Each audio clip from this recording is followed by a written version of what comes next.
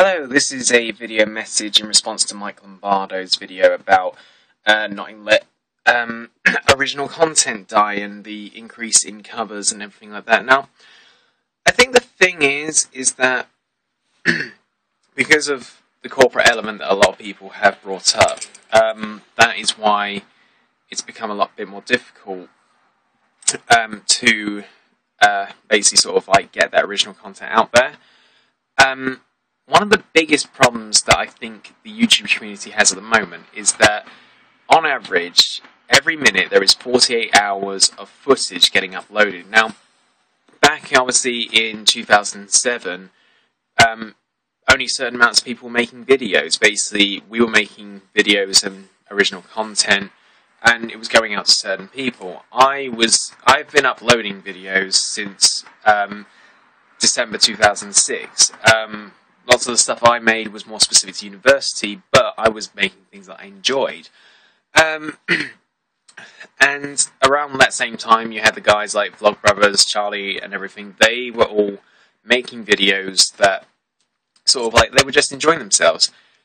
Fast forward another 4 years, and YouTube's become much more mainstream. There's more popularity, there's more fame to it. Everyone knows who Charlie is, everyone who knows who's the Vlogbrothers.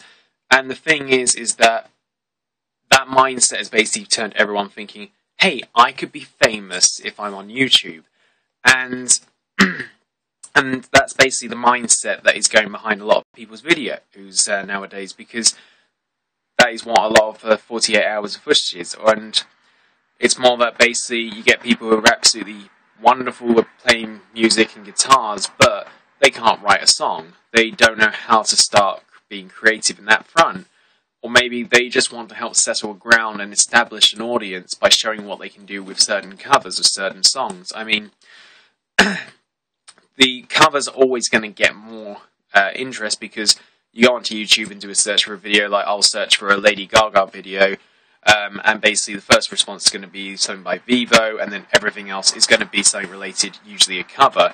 I mean, there is that girl who is like 10 years old in Canada or something who did a cover of one of Lady Gaga's song, and you know, she's got signed to a record contract and everything. And the thing is that YouTube offers more opportunities like that for fame and fortune, and a lot of people are really seeing beyond that in such a vain way.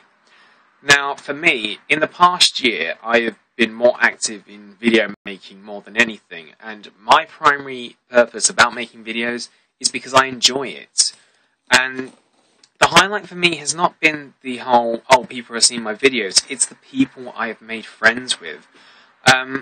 There are so many people I would consider a good friend and basically part of a full community that we all talk to each other and know what's going on, a bit like how the sort of like the 2007ers, for lack of a better phrase, with that grouping, sort of define themselves. And I sort of recognize them in a specific group. I like sort of like I see people sort of like there's sort of like the older content and creators like Vlogbrothers and Charlie again, and then there's people in the generation I'm with, such as Emily the Brave, Hannah Duracell, Skywriter 11, the Munchkin, all these different people, and there's so many people I would basically say these are all part of an awesome community. I am making videos with these brilliant people, and that is what I enjoy the most, is the fact that I have a community I'm growing up with, much like that there was a community for the older video makers. And I think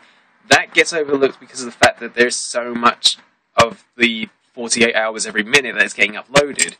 And I'm just glad to know that community of people, because I don't necessarily feel like a person who is lost in the shuffle trying to stand out and be unique from everyone else, but rather someone who is amongst a group of friends,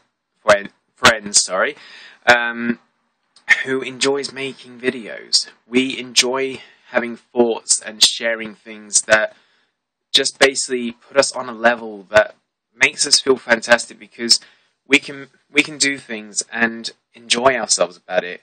Like Amanda Stern Class, she released an EP, and I absolutely love her music just as much as I love anything by Alter Bridge or Fozzy, and it's one of the things I listen to on a regular basis because I bought that EP, and I will happily make plugs for her.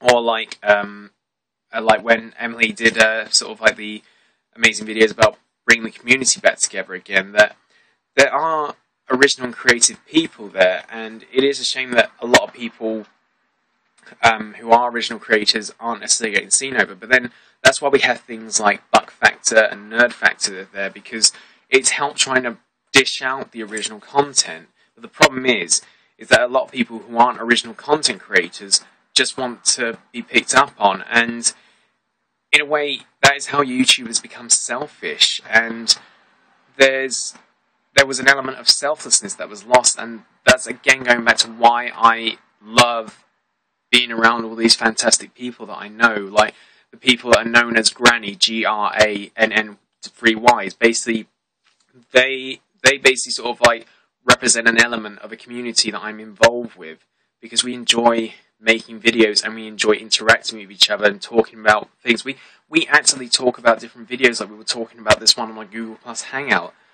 It's just like we have a unity that continues going through, and it's just like there can be sort of original content creators, but a lot of people want to stand out and be by themselves, and they'll interact with certain people, but there's not much unity.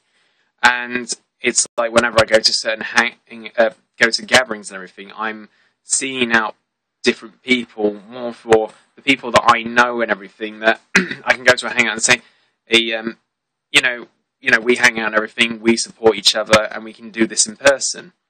And that's what's happened with all the gatherings I've been to, and I've had more of enjoyment because of the people I've hung up with, plus the new friends that kind of getting part of that circle.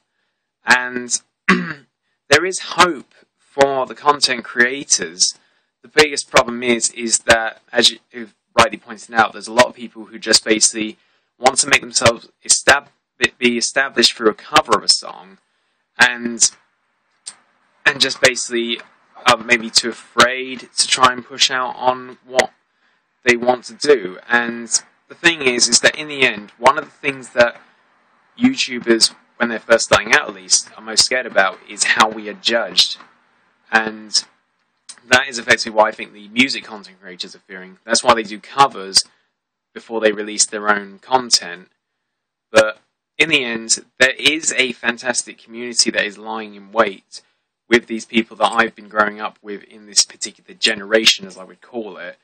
And I mean, as I said, I've grown up with YouTube since 2006, and I've only slowly been part of that community. But I've not personally had any issues because, I mean, there have been a couple of things that have cropped up, but in the end, this is just progression. It's not like Facebook making sudden changes all of a sudden. This has been a gradual progression that YouTube has done. Remember, YouTube was his own company, and then it was bought out by Google. So there's a lot of things that happen, but this is progressive change. But it's not necessarily down to what YouTube or things do. It's what we can do to change things.